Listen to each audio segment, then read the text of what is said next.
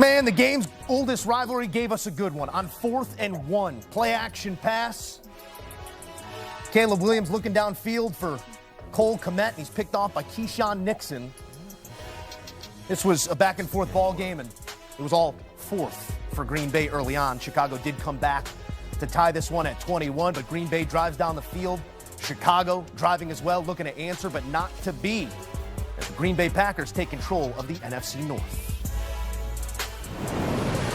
All right, back in studio with the fellas as Chicago win streak comes to an end.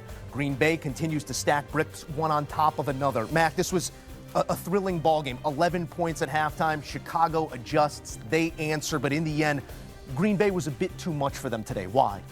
Their quarterback. What we saw today in this matchup, guys, was the different tier of a quarterback that Jordan Love is compared to Caleb Williams right now today. That was the difference in this matchup. Jordan Love, 234 through the air, 8 of 12 on third downs, but he averaged 9.4 yards per throw. That's almost a first down every time he threw the football and completed a pass. That's high-level play. Compared to Caleb Williams, in the entire ball game, he threw for 186. He averaged 5.3 yards per throw. That was his average. I totally get what you're saying, and I'm not discrediting Jordan Love's play today. He was exactly what his team needed to be. That average number that you're loving right now, buoyed by some long throws where Dennis Allen gave him cover 0, cover 1, no help over the top. So it could be defined by 3 plays. If you want to say Caleb Williams, Jordan Love being your story out of this one, I'm enticed to hear more beyond just that average. See, but that's the thing about the game of football. It's your job to execute whatever it is you're going against. Absolutely. And he did.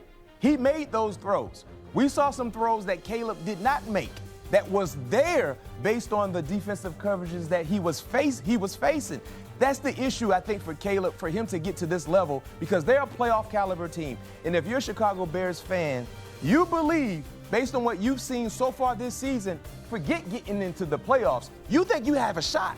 You have a shot. Now, I don't know if you had that mindset in August or September, but now expectations can change. Yeah. So now your expectation is this. We can compete with the Green Bay Packers of the NFC. We can compete against the Rams, the Philadelphia Eagles, because of our team and the makeup. But for us to get to that level and make these things a reality, your quarterback got to make routine plays happen routinely. We know he can make the gaudy passes, the improvising, on the fly, breaking the pocket, making people miss the flick of the wrist. But the routine plays and seeing it in a routine way is something that didn't happen today, and that was the deciding factor. When you watch this ball game, guys, when I look at these numbers, the game was so similar for both sides. Total yards, Chicago 315, Green Bay 337. Right? Passing yards as a team, Chicago 177, 220 for Green Bay. Rushing yards, Chicago 138, 117 for Green Bay. It was right there. And I think with you sort of outlining it that way, where my mind goes is not in the way that the quarterback executed, but what they were shown. I think Jordan Love was shown far more elementary looks than Caleb Williams dealt with. And I'm not here to come in defense of Caleb Williams. This was a great game by Jordan Love. I don't want to mince words there. I do want to go to that final moment of this game, JJ. 4th and 1, the clock management, what did you make of it, and the play call there? So we're watching it, and gosh, we're like, it's okay, there's some time, and then the clock gets into the 40s. And then the clock gets to 41, and Caleb, kind of checks, and he gets to 39. It's like, oh, man, because at some point, because you had 3 timeouts, there becomes a time where there is so little time left that it doesn't matter if you have 3 timeouts. And so that's the danger zone we were getting into. And then that may cause you to rush just a little bit, play with a little more urgency. Now, all these teams rep these days, right, these 2-minute situations. And it feels like to myself and certainly to the average observer that these teams are okay with it getting a little bit closer than it had in the past. Like, oh no, we're fine snapping it at 55. Because you're also playing defense on the clock going the other way, which could be a short field and a game-winning scenario for the Packers. Because if Jordan Love is actually playing the way that BMAC is saying that he played in that game, then you're kicking off to them. They're getting it at the 35, and then it just takes 2 first downs for Jordan Love to go ahead and get them into field goal range, right? So that has been But really, for me, it came down to defense. Yeah. It came down to defense. You mentioned the cover one looks that Dennis Allen kind of threw out there that Jordan Love did take advantage of. I look at the Green Bay Packers defense to start out the game. The Chicago Bears have been one of the best offenses in terms of starting football games this season after being one of the worst last year. And what happened? They had 1 first down in the first quarter. They had 2 3-and-outs, 1 first down, and then they punted. And so credit to the Green Bay Packers for not allowing the Chicago Bears to come into their house and dictate terms early. And I think that set a tone, and from there, Chicago kept trying to work from behind, and ultimately, they didn't have enough at the end. 71 yards in the first half for the Chicago Bears. They come to life in the second half.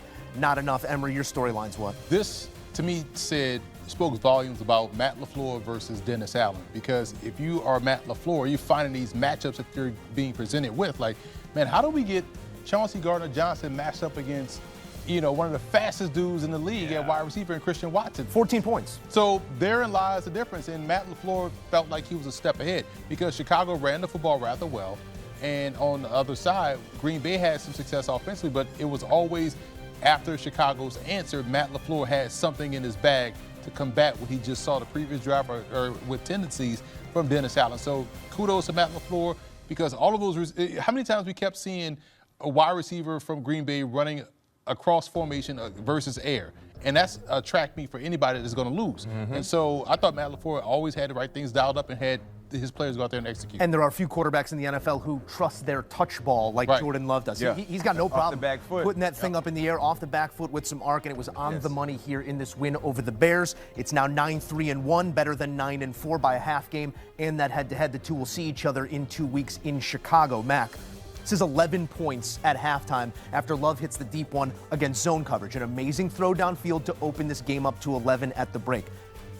Chicago in the past, and being someone who's watched this team from a number of different seats, a number of different angles, they've blinked at moments like that. I'm not trying to draw the silver lining immediately off of this loss, but there really wasn't a blink. Where did they change? What did they adjust in the second half? They stayed committed to that run, certainly. Yeah, they went back to their identity. They went back to the Chicago Bears in who we watched against the Philadelphia Eagles. In the second half, they said, you know what? We're going to slow this game down, and we're going to play my man is better than your man football. We're going to bring the Rydell to the game, which is the helmet, and we're going to lay that hat on you guys. And that's what they did. I mean, that's one scoring drive. Is a 17-play drive. 83 yards, over 8 minutes on the clock. A scoring drive. Fourth, yeah. That's demoralizing, usually. But what Green Bay did was they recalibrated themselves, and they came back like a playoff caliber team will do. And that's why I like this game, because I understand Chicago Bears. You might feel some type of way because you hate the Packers, number one. You never want to lose to them, and you were right there. But you guys are right there. You lost this one, but your coach has instilled a new environment in the building that is felt throughout the entire landscape of the NFL world. We feel it, we see it. You just got to continue to learn and grow from this moment. Your quarterback has to learn and grow from this. Yeah. Because now, it's about to be January football. It's about to be good on good. So mistakes are at the minimum now. Quarterback, you got to make these plays. And he will learn from that. That interception, that game-winning interception, if you just be a little more patient, you got DJ Moore right there. DJ Moore is sliding in a soft and that goes back to your initial point. If the clock management was handled properly, better. You do wonder if there were 45 seconds on the clock right Think about it. If you hit 45 seconds and you call timeout, it's on third down. That's right. Now you get a chance to go to the huddle. Ben Johnson can get creative. You can call 2 plays in one, or dial up that one play you need to get that first down. So now we can recalibrate ourselves, get back in the huddle, and get ready to score a touchdown. But because of the proper handling with the clock, which is something Ben Johnson is going to learn from, he didn't get a chance to execute to the level that we know he can execute. This was a game between a championship-level run game in Chicago and a championship-level front seven in Green Bay. And the difference became, that's why we were sitting there saying, oh, they got time, because they were running down their throat with ease. And then when they didn't have time, who stepped up? The front seven for Green Bay got off the mat, got pressure, forced to throw. He didn't have time to see DJ Moore slipping back underneath. He was wide open, but that's just a tough throw to make with pressure. So this is, to your point, good on good. We're going to see this a lot. Yeah. And so you have to be encouraged if you're both a Packer fan and a Bears fan, because running the football like this against that front seven, that's going to take you far. You know what I'm saying? That they had a great chance. Green Bay just made a better play. Sometimes great plays are nullified by greater plays. And we also saw how much Rome Odunze means to the Bears passing game because they missed his ability. They did. You know, he had to lean more on Luther Burden, a rookie. And he showed up. He showed up, but, you know, you shouldn't have to lean on a rookie when you have other guys in the passing game. I think it affected the personnel in some ways, too. We didn't see as many three wide-out personnel. You did see Zacchaeus more than you have in the past, but they got a little heavier, I think, in this game. I'll say this just on the good point, is that when it is good on good, when it is January football, Mac, you know this quite well, the game's going to come down to 3 or 4 plays. That's it. And I think that we've almost identified the plays, right? Yeah. It was when Christian Watson was lined up against C.J. Gardner-Johnson, who's been on 4 different teams in the last year, who has been in Chicago for about a month. And is a safety. And Kevin Byard, who is a ball hawk these days, but is not the guy who's going to chase anybody down, and certainly not Christian Watson. And so they hit Christian Watson right there. And you can go through those. There's a couple more, and then it's maybe not calling the timeout a little bit earlier. So everyone might just be, maybe they don't feel as comfortable as what you had hoped they had repped at that point on 3rd down going into 4th down. And that's what happens in January between 2 really good teams. So hopefully the loser of this game learns from that and doesn't make those same mistakes going forward. You run it back in 13 days in a game that 13 days could decide a division. This one goes a long way in that as well, as Green Bay protects home field. Chicago an opportunity to do that after they take on the Cleveland Browns in Week 15. It'll be the path again in Week 16. The Packers continue to dominate this head-to-head, this game's oldest rivalry, a 211th meeting. It belongs to the Green Bay Packers. Now streaming on